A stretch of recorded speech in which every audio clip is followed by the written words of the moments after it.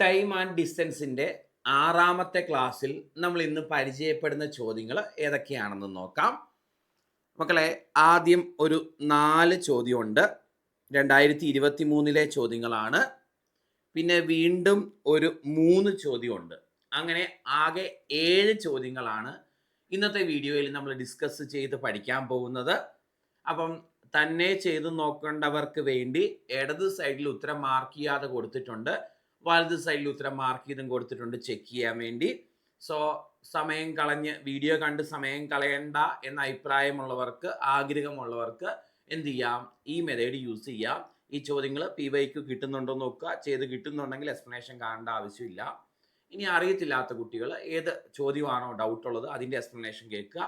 ഒട്ടും ഐഡിയ ഇല്ലാത്തവർ, ചെയ്യാൻ ബുദ്ധിമുട്ടുള്ള കുട്ടികൾ ഓരോന്നായിട്ട് എക്സ്പ്ലനേഷൻ കണ്ട് വൃത്തിയായിട്ട് പഠിക്കുക. നോട്ട് എഴുതുമ്പം ഏത് വീഡിയോയിലാണ് ഈ ചോദ്യങ്ങൾ വരുന്നത് എന്നും കൂടെ മാർക്ക് ചെയ്ത് വെക്കുക. അപ്പം നമുക്ക് ഇനി ഒരു ഡൗട്ട് വീണ്ടും വന്നാൽ പെട്ടെന്ന് എടുത്ത് നോക്കാൻ അത് ഹെൽപ്ഫുൾ ആകും കേട്ടോ. ടെലഗ്രാം ചാനലിൽ ജോയിൻ ചെയ്യാത്തവർ വേഗം ജോയിൻ ചെയ്തോളുക. ജോസ് കാപ്പൻ എന്നാണ് ചാനലിൻ്റെ പേര്. ജോസ് കാപ്പൻ എന്ന് ടെലഗ്രാമിൽ സെർച്ച് ചെയ്താൽ ജോയിൻ ചെയ്യാവുന്നതാണ്. ലിങ്ക് ഞാൻ ഡിസ്ക്രിപ്ഷനിൽ കൊടുത്തിരിക്കാം. സോ ഡിസ്ക്രിപ്ഷൻ വഴി കയറാൻ പറ്റുന്നില്ലെങ്കിൽ ക്യാപിറ്റൽ ലെറ്ററിൽ ജോസ് കാപ്പൻ സ്പേസ് ഇല്ലാതെ സെർച്ച് ചെയ്യുക. അങ്ങനെ ജോയിൻ ചെയ്യാവുന്നതാണ് കേട്ടോ. അപ്ഡേഷൻസ് മിസ്സാകാതിരിക്കാൻ അത് ഹെൽപ്പ് ചെയ്യും മക്കളെ. നമുക്ക് തുടങ്ങാം ഓരോ ചോദ്യങ്ങളായിട്ട്. ആദ്യത്തെ ചോദ്യം: നീലിമ സഞ്ചരിച്ച തീവണ്ടി 2 മണിക്കൂർ 30 മിനിറ്റ് കൊണ്ട് 300 കിലോമീറ്റർ ആണ് ഓടിയാണ് കോഴിക്കോട് എത്തിയത്. തീവണ്ടിയുടെ ശരാശരി വേഗത എത്ര? മക്കളെ, എന്താണ് ആവറേജ് സ്പീഡ്? അതായത് ശരാശരി വേഗത കാണാനുള്ള ഇക്വേഷൻ ആവറേജ് സ്പീഡ് അല്ലെങ്കിൽ ശരാശരി വേഗത കാണാനുള്ള equation total distance divided by total time ആണ്. ആകെ സഞ്ചരിച്ച ദൂരം ഡിവൈഡഡ് ബൈ ആകെ സഞ്ചരിക്കാനെടുത്ത സമയം. Total distance divided by total time ആണ്. ഓക്കെ, ഇവിടെ ആകെ സഞ്ചരിച്ച ദൂരം തന്നിട്ടുണ്ട് 300 ഡിവൈഡഡ് ബൈ ആകെ സഞ്ചരിക്കാനെടുത്ത സമയം തന്നിട്ടുണ്ട് 2.5 മണിക്കൂർ, 2.5 മണിക്കൂർ, 300 കിലോമീറ്റർ ദൂരം. സോൾവ് ചെയ്യാം. പോയിന്റ് കളയാൻ മുകളിലും താഴെയും 10 കൊണ്ട് ഗുണിച്ചു. 300 × 10 3000 എന്ന് വരും. 2.5 × 10 25 എന്ന് വരും. 300/25 അല്ലേ? 30-ൽ 25 ഒരു തവണ, ബാക്കി ശിഷ്ടം 5. 50-ൽ 25 2 തവണ. ആൻസർ 120 എന്ന് കിട്ടും. 120 കിലോമീറ്റർ പെർ അവർ ആണ് ശരാശരി വേഗത എന്ന് മനസ്സിലാക്കാം. റെഡിയാണല്ലോ, മനസ്സിലായി. അടുത്ത ചോദ്യം: AB എന്നീ 2 സ്ഥലങ്ങൾ തമ്മിൽ എന്നീ 2 സ്ഥലങ്ങൾ തമ്മിൽ 100 കിലോമീറ്റർ ആണ് അകലം. A മുതൽ B വരെ ഒരു കാർ ആദ്യത്തെ 40 കിലോമീറ്റർ ശരാശരി 60 കിലോമീറ്റർ പെർ അവർ വേഗതയിൽ സഞ്ചരിച്ചു. ബാക്കിയുള്ള യാത്ര ശരാശരി 45 കിലോമീറ്റർ വേഗതയിലും സഞ്ചരിക്കുന്നു. മുഴുവൻ യാത്രയിലും കാറിൻ്റെ ശരാശരി വേഗത എത്ര? അപ്പോൾ ഇതും ശരാശരി വേഗതയുടെ ചോദ്യം തന്നെയാണ് അല്ലേ? ആദ്യം ചെയ്തും ശരാശരി വേഗതയുടെ ചോദ്യമാണ്, ഇതും ശരാശരി വേഗതയുടെയാണ്. ഇവിടെ യാത്ര ചെയ്തു എന്ന് പറയുന്നത് 2 സെക്ഷനായിട്ടാണ്. ആദ്യത്തെ 40 കിലോമീറ്റർ ദൂരം ഏത് വേഗതയിൽ പോയെന്നാണ് പറഞ്ഞിരിക്കുന്നത്? അത്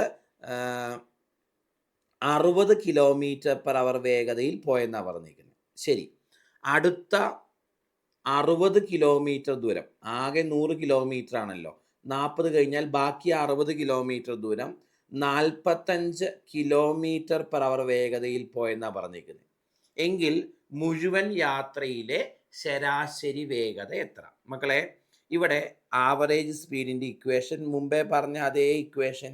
എന്താ ആവറേജ് സ്പീഡിൻ്റെ equation? Total distance divided by total time.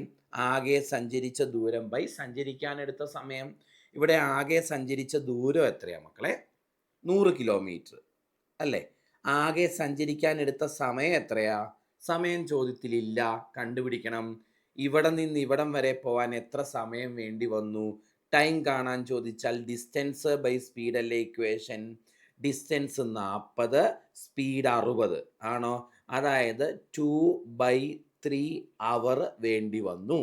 ഇനി ഇവിടെ നിന്ന് ഇവിടം വരെ പോകാൻ എത്ര സമയം വേണ്ടി വന്നു? Distance time equal to distance by speed അല്ലേ? Distance 60, speed 45. വെട്ടിച്ചെറുതാക്കുമ്പോൾ 15 വെച്ച് വെട്ടുമ്പോൾ 4/3 എന്ന് കിട്ടും അല്ലേ? ഓക്കെ. അപ്പോൾ അതിന് 4/3 ഇതിന് 2/3. ശരി. അപ്പോൾ ആകെ സമയം എന്ന് പറഞ്ഞാൽ 2/3 പ്ലസ് 4/3 അല്ലേ മക്കളെ? ഓക്കെ. സോ 100 ഡിവൈഡഡ് ബൈ, മക്കളെ ഈ ഡിനോമിനേറ്റർ സെയിം ആണെങ്കിൽ മുകൾ വശം തമ്മിൽ കൂട്ടിയാൽ പോരെ. 2/3 4/3 കൂട്ടുമ്പോൾ 6/3 കിട്ടും, 2 കിട്ടും. സോ ആൻസർ 50 കിലോമീറ്റർ പെർ അവർ എന്ന ആൻസർ കിട്ടും. 50 കിലോമീറ്റർ പെർ അവർ. ഓപ്ഷൻ സി ആണ് കറക്റ്റ്. ഇതും എന്തേലും ചോദ്യങ്ങളായി. ഇപ്പോൾ ആവറേജ് സ്പീഡിൻ്റെ അല്ലേ? ആവറേജ് സ്പീഡ് കാണാനുള്ള ജനറൽ ഇക്വേഷൻ എന്താ? ആകെ സഞ്ചരിച്ച ദൂരം ബൈ സഞ്ചരിക്കാൻ എടുത്ത സമയം. ഇനി രണ്ട് തുല്യ ദൂരങ്ങൾ വ്യത്യസ്ത വേഗതയിൽ സഞ്ചരിക്കുമ്പോൾ എന്താ equation? 2s1 s2 divided by s1 plus s2 അല്ലേ? അല്ലെ 2ab by a plus b എന്നൊക്കെ പറഞ്ഞ് പഠിക്കുന്നുണ്ട്. ഇവിടെ ആകെ ദൂരം ആകെ സമയം കാണണം. ആകെ ദൂരം ഓൾറെഡി ഉണ്ട് 100 കിലോമീറ്റർ. ആകെ സമയം രണ്ട് സെക്ഷനും യാത്രയ്ക്കെടുത്ത സമയം കാണണം. സമയം കാണാൻ ഡിസ്റ്റൻസ് ബൈ സ്പീഡ് ചെയ്യണം. ആദ്യത്തെ സെഷനിൽ ഡിസ്റ്റൻസ് 40, സ്പീഡ് 60, അപ്പോൾ 2/3 കിട്ടും. അടുത്ത ഡിസ്റ്റൻസ് 60, സ്പീഡ് 45, അപ്പം നമുക്ക് 4/3 കിട്ടും അല്ലേ? 4/3 അവർ. രണ്ടും കൂടെ കൂട്ടുമ്പം 2/3 അവർ പ്ലസ് 4/3 അവർ കൂട്ടുമ്പം നമുക്ക് 2 hours കിട്ടും, 2 മണിക്കൂറിന്. കാരണം ഡിനോമിനേറ്റർ സെയിം അല്ലേ? അപ്പോൾ 2ഉം 4ഉം കൂട്ടി 6/3 2 കിട്ടും. ആൻസർ 50 കിലോമീറ്റർ പെർ അവർ കിട്ടും. വ്യക്തമാണല്ലോ അല്ലേ? ശരി, അടുത്ത ചോദ്യത്തിലേക്ക് വരാം. Sita is driving a car with a speed of 60 kilometre per hour for 1.5 hour. How much distance does she travel? So എത്ര ദൂരം സഞ്ചരിച്ചു എന്നാണ് അല്ലേ? ഡിസ്റ്റൻസ് കാണാനാണ്. ഡിസ്റ്റൻസ് കാണാൻ ചോദിച്ചാൽ എന്താ ഇക്വേഷൻ? സ്പീഡ് ഇൻറ്റു ടൈം അല്ലേ മക്കളെ? സ്പീഡ് എത്രയാ? 60. ടൈം എത്രയെടുത്തു? 1.5 അവർ. സോ 60 ഇൻറ്റു 1.5 എത്ര കിട്ടും? 90 കിലോമീറ്റർ എന്ന് കിട്ടും അല്ലേ? ആൻസർ ഓപ്ഷൻ എ ആണ് കറക്റ്റ്. സഞ്ചരിച്ച ദൂരം speed into time, speed into 1.5, 60 into 1.5 90 kilometre എന്ന് കിട്ടും. അടുത്ത ചോദ്യത്തിലേക്ക് വരാം. നമ്മുടെ നെക്സ്റ്റ് ക്വസ്റ്റ്യൻ. രമ സ്കൂളിൽ നിന്നും 500 മീറ്റർ ദൂരം 3 മിനിറ്റ് കൊണ്ടും 800 മീറ്റർ ദൂരം 10 മിനിറ്റ് കൊണ്ടും സഞ്ചരിച്ച് വീട്ടിലെത്തി എങ്കിൽ രമ സഞ്ചരിച്ച ശരാശരി വേഗത എത്ര? ഓക്കെ. അപ്പോൾ രമയുടെ യാത്രയുടെ കാര്യം പറയുന്നത് 2 സെക്ഷനായിട്ടാണ് യാത്ര ചെയ്തത്. ആദ്യത്തെ 500 മീറ്റർ ദൂരം സഞ്ചരിച്ചത് 3 മിനിറ്റ് കൊണ്ടാണ്.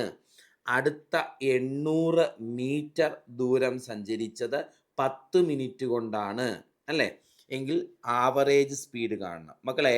ആവറേജ് സ്പീഡ് കാണാൻ total distance by total time. Total distance എന്ന് പറഞ്ഞാൽ ഇതും കൂടെ കൂട്ടുന്നതല്ലേ? ആണ്. സോ 1300 മീറ്റർ അല്ലേ?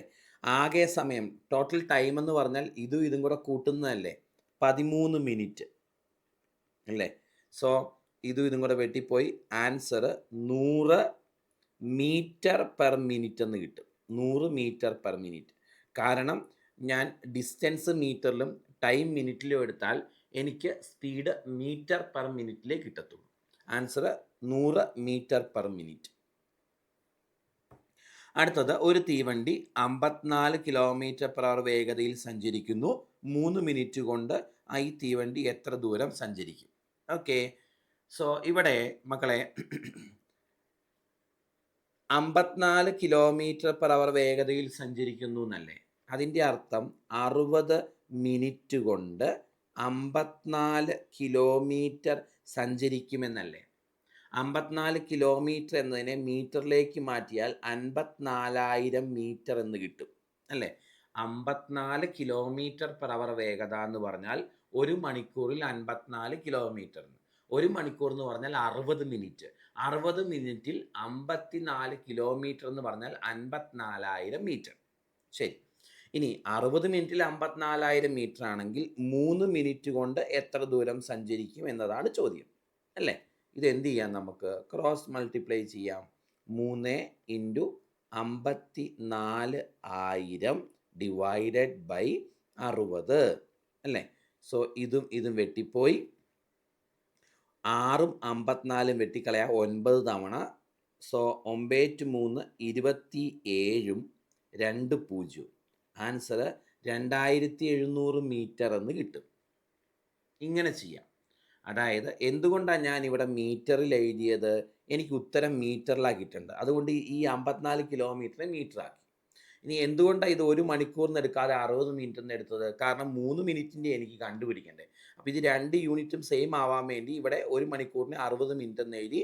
എങ്കിൽ 3 മിനിറ്റിൻ്റെ കണ്ടുപിടിക്കാൻ എളുപ്പമുണ്ട്. അതേ ഉള്ളൂ ലോജിക്ക്. ഇനി പല രീതിയിൽ ചെയ്യാം ഇത്.